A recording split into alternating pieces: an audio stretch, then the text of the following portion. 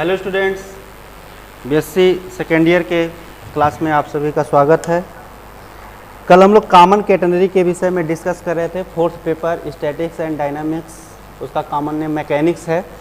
उसके chapter common catenary या string या चेन के विषय में हमने पढ़ा था कि कॉमन कैटेनरी क्या होता है, जिसमें हमने आपको बताया था कि जब स्ट्रिंग या चेन को हम क्या करते हैं कि दो पॉइंट से सस्पेंड कर देते हैं, दो जगह से लटका देते हैं, तो वह जो शेप होता है वह कॉमन कैटेनरी के रूप में होता है, जिसमें को हमने आपके फिजिकल एप्लियंस से दिखाया था, आपके व्यवहारिक जीवन से एग्जांपल दिया था कि आप कपड़ा सुखाने के लिए रस्सी को बांधते हैं दो जगह से, या बिजली के दो खंभों के बीच में जब वायर सस्पेंड किया जाता है, क्योंकि वह हाईली स्ट्रेच होता है, बहुत ही ज़्यादा खींचा जाता है, फिर भी जब आप दूर से उसको देखेंगे तो वह लगेगा कि स्ट्रेट है, लेकिन जब उसके नज़दीक जाते हैं तो वह आपको कैटेनरी के शेप का दिखता है। ठीक है, आज हम लोग इक्वेशन निकालेंगे, intrinsic equation of common catenary.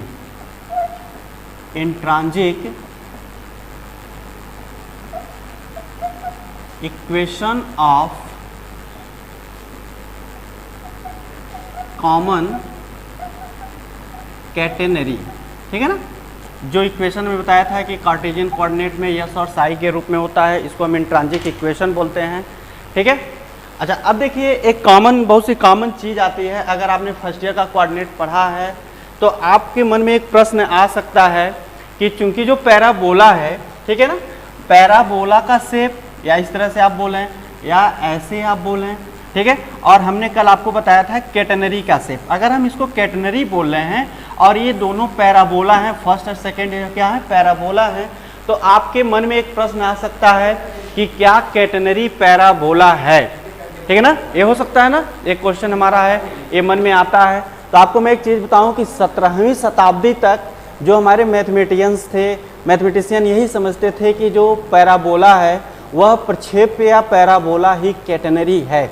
लेकिन बाद में जब इसका मैथमेटिकल फार्मूलेशन किया गया, इसको डिराइव किया गया, इसका मैथमेटिकल डिफिनीशन, इसको मैथमेटिकली जब हम डिफाइन किए तो उन लोगों को मिला कि पैराबोला एक अलग चीज़ है, ठीक है, और जो कैटेनरी है वह अलग चीज़ है। जैसे आप लोग स्विंगिंग देखते होंगे, ब्रिज, झूला वाला ब्रिज देखे होंगे, ठीक है ना। तो अब मैं अंतर देखिए कि हमने कहा कि ये भी 2 डायमेंशनल है और आपका पैराबोला भी 2 डायमेंशनल है। तो जब हम स्केच करते हैं ठीक है ना, केवल इस तरह के शेप को स्केच करते हैं अपने पेन और कॉपी पर या जहाँ भी, या इस तरह का जो शेप होता है, ठीक है, वह उसका स्केच आप बोल सकते हो, उसका इमेज जो बोल सकते हो, वह आपका क्या होगा, पैराबोला होगा। लेकिन वही जो सस्पेंडेड ऑब्जेक्ट है, जो लटकाया गया वस्तु है, जब हम उस वस्तु के विषय में अध्ययन करेंगे तो आपको मिलेगा कि नहीं, ये जो बॉडी है, ये जो ऑब्जेक्ट है, इसमें मटेरियल की ज़रूरत पड़ेगी।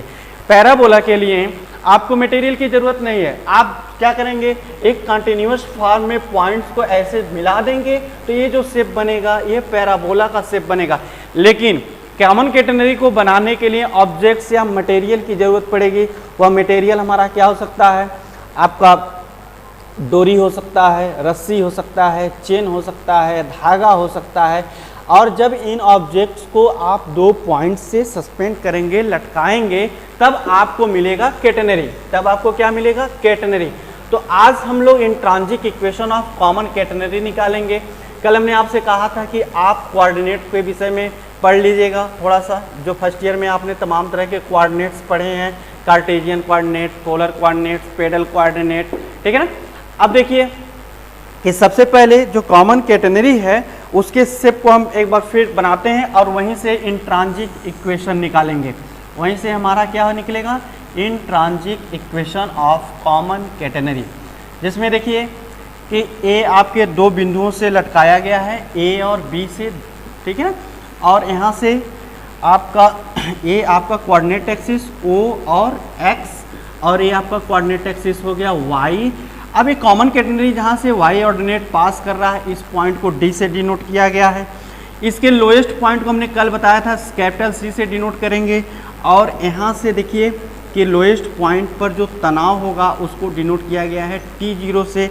अगला जो काम है वह हमने मान लिया कि इस कैटेनरी पर एक पॉइंट है P, तो P से हम होते हुए एक टेंजेंट ड्रा करेंगे जो साई एंगल पर एक्स एक्सिस को क्या करेगा, पास करेगा। अब एक चीज इसमें देखेंगे, ये आपका टेंजेंट है, ठीक है। अब इसके आधार पर हम कॉमन कैटेनरी के इंट्रांजिक इक्वेशन को निकालना है। आपके स्टडी मटेरियल में पहले से ही आपको मटेरियल मिल चुका है, वहाँ पर आपको डायग्राम भी मिलेगा, वहाँ मैथमेटिकली सारी चीज़ें लिखी हुई हैं, आप उसको देखेंगे। यहाँ पर आप देखिए क्या है कि ACB, आप जब इसका पूरा डिस्क्रिप्शन करेंगे तो आप लिखेंगे कि ACB is any common catenary such that C is the lowest point. ये जो C है यह इस कैटेनरी का क्या है, लोएस्ट पॉइंट है। C is the lowest point of the common catenary ACB। Let P is the any portion, P जो है वह इस पूरे कैटेनरी का ACB जो कैटेनरी बनी हुई है इस कैटेनरी का कोई पोर्शन है, कोई भाग है। Let P is any point on the catenary ACB, यानी ACB पर P कोई पॉइंट लिया गया है, सच दैट, क्या माना गया है, सच दैट आर्क लेंथ। अब इसमें थोड़ा सा एक चीज ध्यान रखना कि ये पूरा कैटेनरी था और इसके लोएस्ट पॉइंट से P जो शेप बना हुआ इस तरीके का, ये C पॉइंट है, ये P पॉइंट है। तो चूंकि इसमें क्या है, वक्र है, तो इसलिए इसमें क्या होगा, आर्क लेंथ होगा, वक्र लंबाई होगी, तो उसको मान लिया गया है स्मॉल s से। Small s is the CP equal to small s, that is the arc length, arc length of arc CP, यानी जो आर्क बन रहा है, जो भाग बन रहा है, इसका आर्क लेंथ क्या है, स्मॉल s से डिनोट किया गया है। अब देखिए उसके आगे W, स्मॉल w से हम डिनोट करेंगे। यहां से देखिए W is the density, W जो कि मटेरियल से बना, मैंने कहा ना कि पैराबोला के लिए बनाने के लिए किसी मटेरियल की जरूरत नहीं होती है, लेकिन कॉमन कैटेनरी को जरूर किसी न किसी मटेरियल से आप बनाओगे। अगर आप रस्सी से बना रहे हैं, धागा से बना रहे हैं, चेन से बना रहे हैं, स्ट्रिंग या कोई भी मटेरियल से बना रहे हैं अगर एक कैटेनरी, तो वह कैटेनरी बनने के लिए जो मटेरियल यूज किया गया है उसका एक उस मटेरियल का डेंसिटी होगा। और पैराबोला में आपको डेंसिटी की जरूरत नहीं पड़ती, वो किसी मटेरियल से नहीं बनता। That is the collection of only points, वह क्या है, बिंदुओं का संग्रह करके बनाया जाता है, पॉइंट्स का संग्रह किया जाता है। और पॉइंट्स नॉन मटेरियल ऑब्जेक्ट्स है एनालिटिकल ज्योमेट्री में या ज्योमेट्री में। लेकिन यहाँ पर अगर आपने धागे को लटकाया है तो धागा भी मटेरियल से बना है। अगर आपने चेन से लगा ACB जो है वह क्या हो सकता है, आपका ACB वह आपका चेन भी हो सकता है, जिसको आप जंजीर बोलते हैं, या आपका क्या हो सकता है, रोप भी हो सकता है, रस्सी भी हो सकता है, या आपका क्या हो सकता है, स्ट्रिंग भी हो सकता है। यानी अब देखो चेन वही बना हुआ है मटेरियल से, रस्सी भी किसी न किसी मटेरियल से बना होगा, आपका अगर स्ट्रिंग है सबसे पतला अगर आप लेते हो तो भी वह किसी न किसी मटेरियल से ही बना है। तो इसका मतलब क्या हुआ कि अगर यह मटेरियल से बना होगा तो उस मटेरियल का अपना एक डेंसिटी होगा। तो हमने क्या सस्पेंड के लिया, क्या सपोज किया कि W जो है वह ACB जिस मटेरियल से बना है उस मटेरियल की डेंसिटी है। क्या है, उस मटेरियल की डेंसिटी है। अब यहाँ से देखिए कि इतनी चीजें हमने सपोज कर ली कि ACB क्या है, हमारा कॉमन कैटेनरी है, C इसका लोएस्ट पॉइंट है, C इसका लोएस्ट पॉइंट है, P इस पर कोई पॉइंट लिया गया है, तो A arc length CP, arc CP equal to क्या है, मान लिया गया है S, उसकी लंबाई क्या है, S है, और W को क्या मान लिया गया है, डेंसिटी। क्या मान लिया गया है, डेंसिटी। अब देखिए आप ऐसे डेंसिटी भी मान सकते हैं, और density wait per unit length भी बोल सकते हैं। इसको क्या बोल सकते हैं, डेंसिटी जो होता है वह आप फिजिक्स में पढ़ेंगे, वेट पर यूनिट लेंथ भी बोल सकते हैं इसको। तो अब आप जरा देखेंगे कि अगर एक यूनिट का वेट W है, एक यूनिट या एक इकाई का वेट अगर W है, तो जो पोर्शन CP है, पोर्शन एक भाग है ना, पोर्शन में क्या होता है, भाग होता है, तो जो पोर्शन CP भाग CP है उसका वेट तब कितना हो जाएगा, एक यूनिट का वेट W है तो S यूनिट का वेट कितना हो जाएगा, W इंटू S। और यह जो वेट है यह वेट कहाँ काम करेगा, इसके मिड पॉइंट से वर्टिकली डाउनवर्ड काम करेगा, यानी नीचे की तरफ काम करेगा। वेट हमेशा ग्रेविटेशनल फोर्स के कारण क्या होता है, नीचे की तरफ काम करता है। तो जो आर्क लेंथ Cp है, जिसका आर्क S है, उसका W पर यूनिट लेंथ की वजह से जो पोर्शन Cp है, इस Cp का जो वेट होगा, इस weight of portion Cp equal to W into S। अब देखिए डिस्क्रिप्शन आपको समझ में आ रहा होगा। आगे देखेंगे कि हमने क्या किया, P पॉइंट से टेंजेंट ड्रा किया है जो x एक्सिस को साई एंगल पर हॉरिजेंटली क्रॉस आउट कर रहा है, हॉरिजेंटली क्रॉस कर रहा है साई एंगल पर। T is the tangent at the point P such that it makes the angle psi with horizontal। T क्या है हमारा, एक टेंजेंट है, P पॉइंट से होकर के टेंजेंट लिखा गया है, स्पर्श रेखा खींचा गया है जो हॉरिजेंटल x एक्सिस के साथ हॉरिजेंटल ये क्या कर रहा है, साई एंगल पर काट रहा है, ठीक है ना। उसके बाद देखेंगे कि चूंकि अब आप एक चीज देखिए कि अभी आपने क्लियर कर दिया कि जो कैटेनरी बना है यह कैटेनरी किसी न किसी मटेरियल से बना है, तो इसके C पॉइंट पर मटेरियल के वेट के कारण क्या होगा, C पॉइंट पर तनाव होगा। इसका एग्जांपल आप समझ सकते हैं कि अगर आप अपना धागा है और धागे को अगर आप गले में बांध लेते हैं, आप माला की तरह पहन लेते हैं, तो नॉर्मली वह क्या होता है, नीचे डाउन की तरफ गोल होता है। अगर उसमें आपने क्या किया, एक वेट सस्पेंड कर दिया, तो वह नीचे की तरफ डाउनवर्ड, नीचे की तरफ क्या होगा, उसको खींचेगा। खींचने का मतलब क्या होगा, तनाव। तो यहाँ पर क्या मान लिया गया है कि मटेरियल बॉडी होने के कारण या किसी मटेरियल से बना है, उसके कारण इसके C point, lowest point C पर जो टेंशन है वह टेंशन क्या मान लिया गया है, T0 मान लिया गया। क्या मान लिया गया, T0 the tension eight the lowest point of the catenary. अब आप एक चीज बताएं कि कैटेनरी जो है वह इक्विलिब्रियम पोजीशन में है, कैटेनरी इक्विलिब्रियम पोजीशन में है, साम्य अवस्था में है। तो साम्य अवस्था में आपने पढ़ा होगा 3 बलों का संतुलन। अगर किसी ऑब्जेक्ट पर क्या होते हैं, 3 बल काम कर रहे हैं, तो तीनों बल संतुलन की अवस्था में वह ऑब्जेक्ट होगा। इसके लिए 3 तरह का आपने प्रतिबंध पढ़ा है कि उनका एल्जेब्रिक सम 0 के बराबर हो, या फिर उनका टोटल क्या हो, ऑपोजिट डायरेक्शन में वो काम करते हो, otherwise they meet at 1 point और कोइंसाइड एट 1 पॉइंट। क्या होना चाहिए कि तीनों जो फोर्स हैं, 3 तरह के जो फोर्स हैं, 3 बलों के संतुलन से इंटरमीडिएट में आपने पढ़ा होगा इक्विलिब्रियम कंडीशन ऑफ 3 फोर्सेस। तो इसके लिए क्या जरूरी है, पहला चीज कि या तो वह तीनों फोर्स का एल्जेब्रिक सम 0 के बराबर हो, यानी कोई निगेटिव फोर्स होगा, कोई पॉजिटिव फोर्स होगा, तो डायरेक्शन की वजह से जब आप कैलकुलेट करोगे तो वह क्या होंगे, उनका एल्जेब्रिक सम 0 के बराबर होगा। ठीक है, आगे देखिए कि दूसरा क्या कंडीशन होना चाहिए, they are parallel to each other in opposite direction, वह विपरीत दिशा में हो, same magnitude but in opposite direction, वह समान मापांक के हों।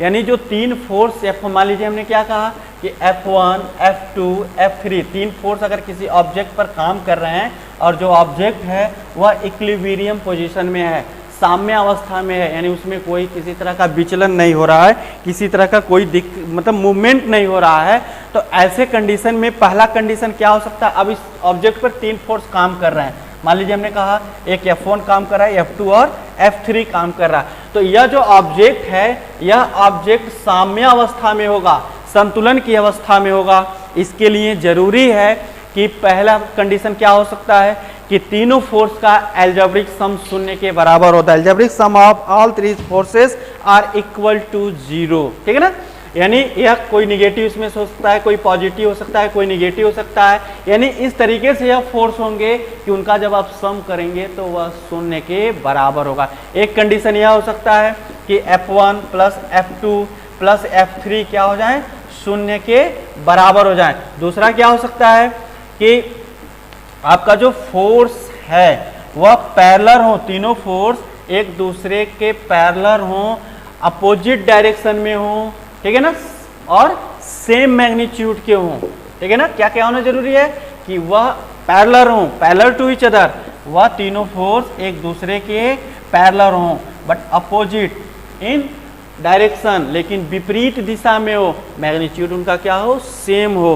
तो ऐसे कंडीशन में भी क्या होता है, आपका जो बॉडी है वह इक्विलिब्रियम कंडीशन में होता है। तीसरा कंडीशन आपने पढ़ा होगा, they meet at one point, वह तीनों फोर्स F1, F2, F3 उनका जो लाइन ऑफ एक्शन हो, या मान लीजिए हमने कहा F1 है, यह फोर्स आपका क्या है, F2 है, यह फोर्स F3 है, और बॉडी अगर इक्विलिब्रियम में है तो कहीं न कहीं उन तीनों फोर्स का लाइन ऑफ एक्शन जो होता है वह एक ही पॉइंट से होकर के पास करता है। इसकी वजह से भी बॉडी क्या होती है, इक्विलिब्रियम कंडीशन में होती है। अब हम आप आते हैं कैटेनरी पर। जो कैटेनरी का शेप आपको स्क्रीन पर दिख रहा है, यहाँ से देखेंगे कि यह जो कैटेनरी है, यह कैटेनरी इक्विलिब्रियम पोजीशन में है। मतलब कि आपने अगर इसको सस्पेंड कर दिया है, लटका दिया है दो बिंदुओं से ए और बी से, तो इस पर तीन फोर्स काम कर रहे हैं और वह तीनों फोर्स इसको साम्यावस्था में रख रहे हैं। तो for the equilibrium position of the catenary it must be there are three forces arises.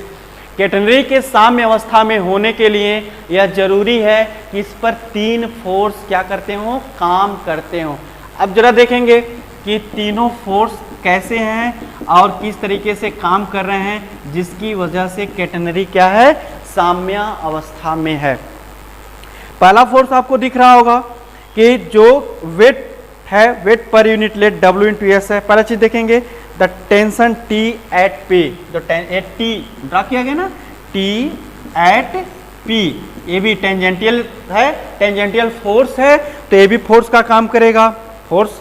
दूसरा है द टेंशन T0, ठीक है ना, the tension T0 at the lowest point T0 at point C, at point C। अब देखिए, और तीसरा force क्या हुआ, W इंटू एस, वेट भी क्या करता है, फोर्स का काम करता है, तो W इंटू एस, ठीक है ना, या W into S is also a force, is also a force which act vertically downward. W into S भी एक फोर्स है जो नीचे की तरफ, वर्टिकली नीचे की तरफ क्या कर रहा है, काम कर रहा है। अब यहां से देखेंगे कि जो हमारा टेंजेंटियल फोर्स है, P पर जो टेंजेंट लगाया गया है, इस टेंजेंटियल फोर्स को, चूंकि यह क्या ऑब्लिक फोर्स है, तिरछा काम कर रहा है, तो इस फोर्स को हम क्या कर सकते हैं, हॉरिजॉन्टली और वर्टिकली रिजॉल्व कर सकते हैं। क्या कर सकते हैं, रिजॉल्व कर सकते हैं। रिजोल्यूशंस आपने पढ़ा होगा, resolutions of force intermediate physics में भी मिला होगा, इंटरमीडिएट आपको स्टैटिक्स डायनामिक्स के भी पार्ट में पढ़ा होगा।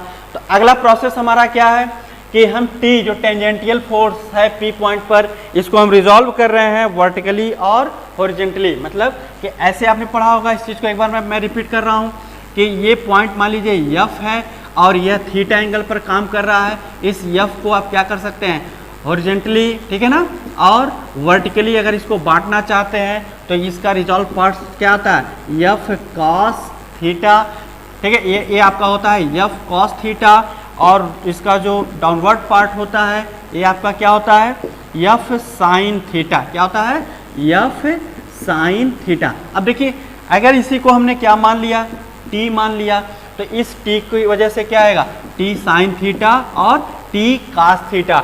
तो जैसे रिजॉल्यूशन ऑफ फोर्स है, रिजॉल्व करते हैं आप फोर्स को, उसी तरीके से हम भी इस फोर्स को क्या करने जा रहे हैं, रिजॉल्व कर रहे हैं। किस फोर्स को रिजॉल्व कर सकते हैं, सभी फोर्स रिजॉल्व नहीं होते, बल्कि कौन से फोर्स रिजॉल्व होते हैं, जो कहीं न कहीं ऑब्लिक के रूप में रहते हैं, तिरछा काम करते हैं। अगर कोई फोर्स या तो सीधे नीचे की तरफ काम करता है या ऊपर की तरफ काम करता है, अपवर्ड ऐसे अगर काम करता है, तो जब आप इसको रिजॉल्व करेंगे तो एक पार्ट इसका क्या हो जाएगा, जीरो के इक्वल हो जाएगा। एक पार्ट क्या हो जाएगा इसका, जीरो के इक्वल हो जाएगा। इसलिए इस पर हम कभी आपको अगर डाउट होगा, कोई चीज़ दिक्कत आएगी, तो आप कमेंट बॉक्स में आप लिख सकते हैं, आप चैट कर सकते हैं कि क्यों जीरो हो जाता है। अब हमने कहा ना कि ऑब्लिक जो होता है जो कहीं न कहीं हॉरिजॉन्टल के साथ एंगल बनाते हुए काम करता है, केवल ऐसे ही फोर्स को हम क्या करते हैं, रिजॉल्व। तो ये भी 4 तरह के जो फोर्स दिख रहे हैं, ये फोर्स भी रिजॉल्व होंगे, लेकिन इसका एक कंपोनेंट या तो हॉरिजॉन्टली कंपोनेंट या तो वर्टिकली कंपोनेंट क्या हो जाएगा, 0 के बराबर हो जाएगा। लेकिन अभी हमारे पास जो फोर्स है वह टेंजेंटियल फोर्स है T, जो साई एंगल पर काम कर रहा है। अब देखिए इसी को हमने चेंज कर दिया, इसको T मान लिया, इस फोर्स को क्या कर लिया, T मान लिया, और यह कितना एंगल बना रहा है, AOX था, और यह एंगल बना रहा है साई। तो सिमिलरली बिल्कुल सेम है, जैसे अभी हमने क्या दिखाया आपको, यह F है, ये ओरिजिन है, यह X एक्सिस है, यह थीटा है, तो इसको हम F cos theta, F sin theta के रूप में रिजॉल्व कर सकते हैं। तो बिल्कुल सेम उसी तरीके से हम इस T फोर्स को भी साई एंगल पर क्या करते हैं, रिजॉल्व कर सकते हैं। और जब हम इसको रिजॉल्व करेंगे तो यहाँ से आप देखिए क्या मिलेगा, रिजॉल्विंग द फोर्स, T को हम रिजॉल्व करने जा रहे हैं, तो रिजॉल्व करने पर क्या मिलेगा, T साइन साई, ध्यान दीजिएगा, T sine psi F cos theta, ठीक है ना, T साइन साई, तो यह आपका F cos थीटा होता है और यह आपका F साइन थीटा होता है। तो यहाँ से जरा रिजॉल्व करेंगे तो T साइन साई और T cos साई। अब जरा मैच कराना कि T साइन साई ऊपर की तरफ काम कर रहा है, यहाँ से हमने रिजॉल्व किया तो T साइन साई ऊपर की तरफ काम कर रहा है। तो जरा देखना, तो इसके अपोजिट में कौन सा फोर्स काम कर रहा है, W into s, that means T sine psi equal to W into s. Okay, अब दूसरा देखिए कि दूसरा जो रिजॉल्व पार्ट है वह इधर की तरफ है, T cos साई, क्या है, T cos साई, तो T cos psi equal to, अब T cos साई किधर काम कर रहा है, इधर की तरफ, तो इसको बैलेंस कौन सा फोर्स कर रहा है, T0, इसको कौन सा फोर्स बैलेंस कर रहा है, T0। तो मतलब क्या हो जाएगा कि T cos psi equal to T0। अब देखिए आप इसको इक्वेशन नंबर 1 मान सकते हैं, इसको इक्वेशन नंबर 2 मान सकते हैं। डिवाइडिंग 2/1, डिवाइड करेंगे तो आपको 2 को 1 से डिवाइड करना है, क्या मिलेगा, T साइन साई बटे T cos साई, सॉरी 1/2 करेंगे तो T साइन साई बटे T cos psi, that is equal to 10 psi, क्या होगा, 10 psi equal to W into s upon T0, W into s upon T0।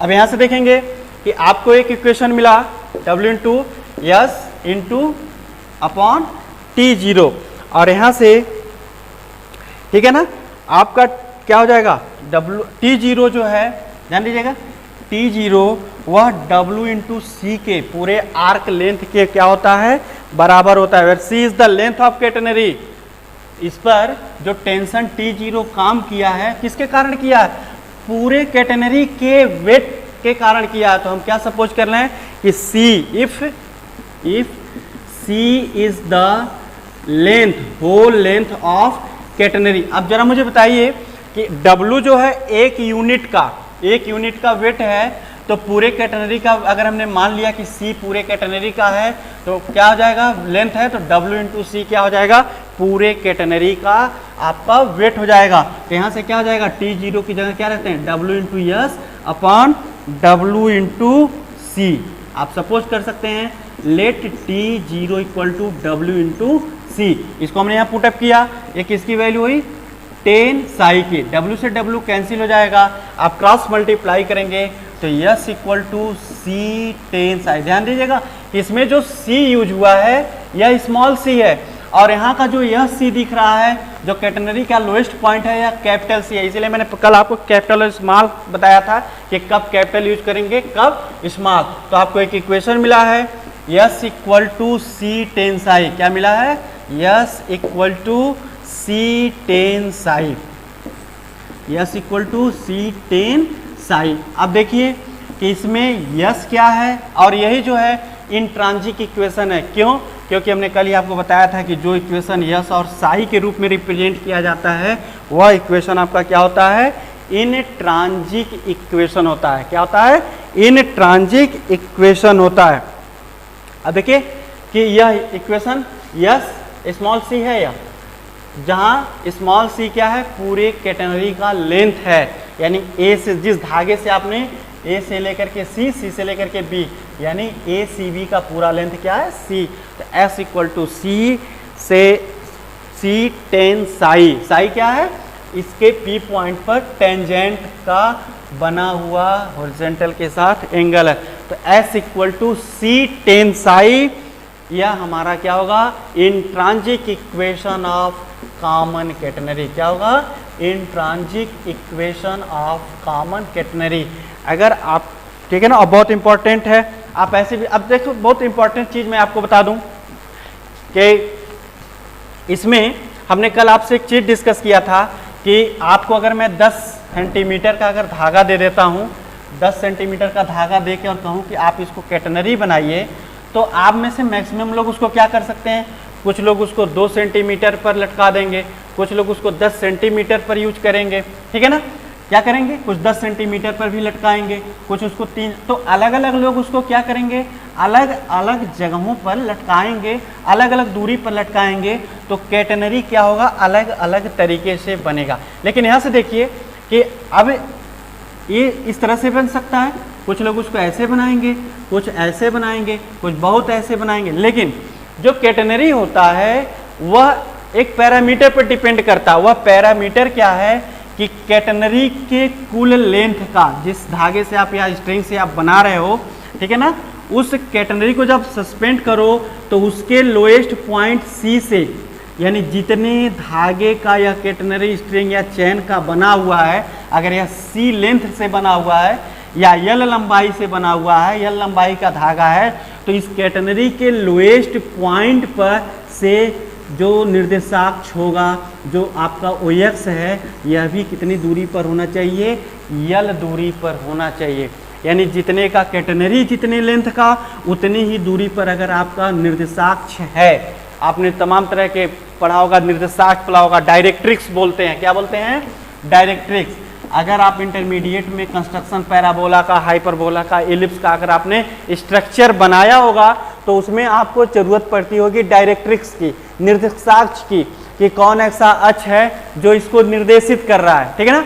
तो इस कैटेनरी को बनाने के लिए ओएक्स जो, अब वो कितनी दूरी पर होना चाहिए, तो इसके लिए जरूरी है कि जितने लंबाई के धागे से कैटेनरी बनाया जाएगा, ठीक है ना, उतने ही लंबाई, उतनी उसके लोएस्ट पॉइंट से उतनी ही नीचे दूरी पर आपका डायरेक्ट्रिक्स हो। तो यहाँ पर जो वो आपको यक्स यक्स डैश दिखेगा, ठीक है ना, यह यल लंबाई की दूरी, यल दूरी पर होगा, तो डायरेक्ट्रिक्स ही डिसाइड करेगा। अब अगर यह डायरेक्ट्रिक्स आपको पता चल जाए तो जो आप अलग अलग 4 तरह का शेप बना रहे हैं, यह अलग अलग नहीं बनेगा, बल्कि सबकी जो कैटेनरी बनेगी वह एकदम बिल्कुल क्या बनेगी, सेम बनेगी। अब लंबाई पर निर्भर करता है कि डायरेक्ट्रिक्स के आधार पर निर्भर करता है कि आपकी कैटेनरी किस शेप की है। आपने इंद्रधनुष देखा होगा, रेनबो देखा होगा, तो रेनबो भी क्या है, आपका एक कॉमन कैटेनरी ही है, जिसका डायरेक्ट्रिक्स क्या होता है कि जब आप रेनबो देखते हो तो आप नीचे से ज़मीन देखते हो, ऐसे आसमान में रेनबो बना होता है,